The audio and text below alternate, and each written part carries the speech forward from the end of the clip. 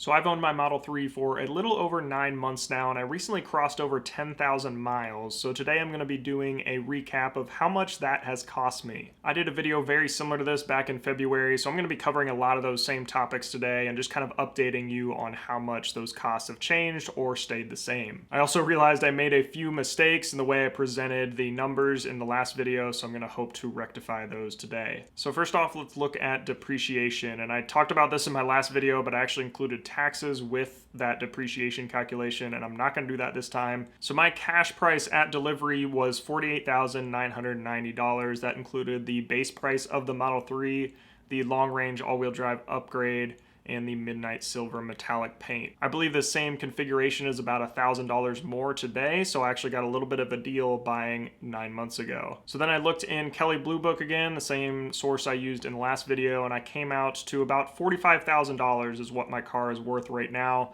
So if I were to sell it right now, I would lose about $3,990 from depreciation. And honestly, that is not too bad. Teslas historically hold their value pretty well, and just the fact that the Model 3 is such a sought-after vehicle right now, you're gonna have to wait a while to get one brand new, and a lot of people are buying up these used if they become available. And that is actually part of the reason I decided to finance this car, because it does hold its value so well, and I'll be able to use that extra money that I would have spent on the car to invest and do other things. And because I split out taxes in this calculation, let's talk about that now. I had to pay taxes on the vehicle up front when I took delivery, and that came out to $3,674.25. That is on that cash price at delivery with that 7.5% tax rate in Ohio. So taxes, obviously, you cannot avoid. You're going to have to pay them. And if you spend this much on a car, you're going to have to pay the price with taxes as well. And then if we look at maintenance, one thing that car owners absolutely dread. Fortunately, I have not had anything major go wrong with my car. I mentioned this in my 5,000 mile video that I had some interior trim pieces replaced, but fortunately that was all covered under warranty, and I haven't had any issues since, quite honestly. However, the first thing I'm probably gonna have to start looking at is replacing my tires, because I have put 10,000 miles on them. I'm gonna have to start keeping a closer eye on them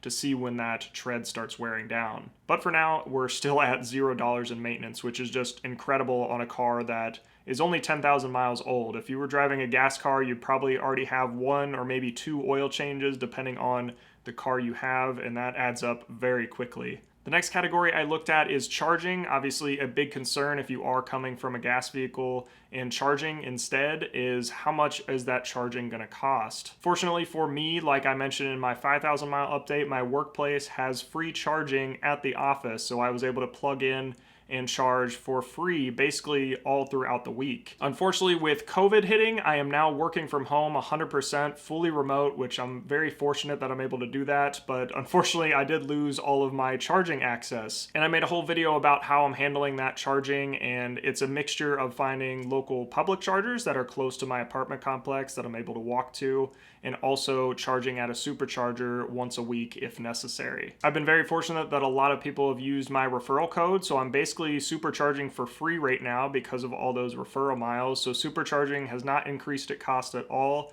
but over those first 5,000 miles, I spent $51.07 on supercharging. Aside from supercharging, I spent $12.29 at the Chargepoint charger that is at a Huntington Bank very close to my apartment complex that I typically charge at throughout the week if I need to. And I also charged one time at a Blink charger at IKEA here in Columbus, and that cost me $3.21 for about an hour of charging. And that brought my total to $66.57 over 10,000 miles of driving electric. And that means my cost for fueling my car, or charging it in this case, is less than 1 cent per mile, which is unheard of, I think, in most vehicles. Obviously, because I'm able to use all those free supercharger miles and also find a lot of free public chargers, that contributes to that a lot. So obviously when I move into a home, that charging cost is going to change a little bit. If we move on to registration and fees, as I covered in that 5,000 mile update, Tesla does charge a $1,200 destination and documentation fee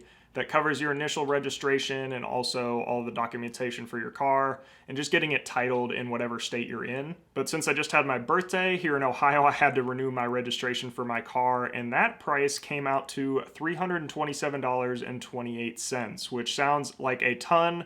So let's look at what those individual costs were with that registration. So first off, I had the state license fee that is $39.25. Every car has to pay that. I don't have to pay any extra there. The service fee of $5, that's just, I guess, an additional fee that they tack on. The personalized fee, I did get a personalized tag, which you're actually seeing right behind me here, SIBS3. I got that personalized license plate, so that cost me an additional $50. Obviously not necessary at all, so I was fine with paying that extra $50. Local county tax, so my county added an extra charge of $30. Postage of $3.03 because I didn't actually go to the BMV to pick up my plate. And finally, the most expensive cost was the fuel type charge. And in Ohio, we have a $200 fee if you drive an electric car, which is just absolutely dumb. It is meant to take the place of the gas tax money that they miss out on because you're not paying for gas. But if you crunch the numbers a little bit, the math just doesn't work out. You're basically charging EV drivers and hybrid drivers extra money for driving an electric car and essentially just penalizing them for driving an electric car, which I don't think we should be doing. We should be incentivizing these vehicles and helping more people drive electric cars. I've got a whole video where I rant on all of these state registration fees, and it's something that a lot of other states are doing as well. But as I did in that video, once you kind of crunch the numbers a little bit, it's clearly just a money grab and a way to try to disincentivize EVs, which is not cool. So I'll have that video linked down below if you want to check that out after you're done watching here. Next, I looked at insurance, and I kind of had to prorate it because I haven't had the car a full year yet. So my yearly cost is $1,646 and prorated from November 13th when I took delivery to August 15th when I crossed over 10,000 miles is $1,244.65. And like I mentioned in that 5,000 mile update, this varies a ton for everybody. So my insurance prices right here aren't necessarily what yours are going to be depending on your situation, what state you're in, what kind of driving you're doing, what your coverages are. Like all of that can play a role in how much your insurance costs. So this is just kind of a guideline. It's not necessarily what yours is going to cost if you're trying to figure out what your insurance would be. One category I did leave out in this video that I included in the other video was any kind of accessories or things I purchased for the car, and I left those out because I don't think they're necessary for the car ownership experience. You can survive without those extra accessories and stuff like that, so I didn't want to include those in my calculations here. So if we look at all those categories added together, we've got depreciation at $3,990, we've got taxes at $3,674.25, maintenance, fortunately, still $0. Charging is $66.57. Registration and fees, $1,527.28. Insurance, $1,244.65. For a grand total of $10,502.75.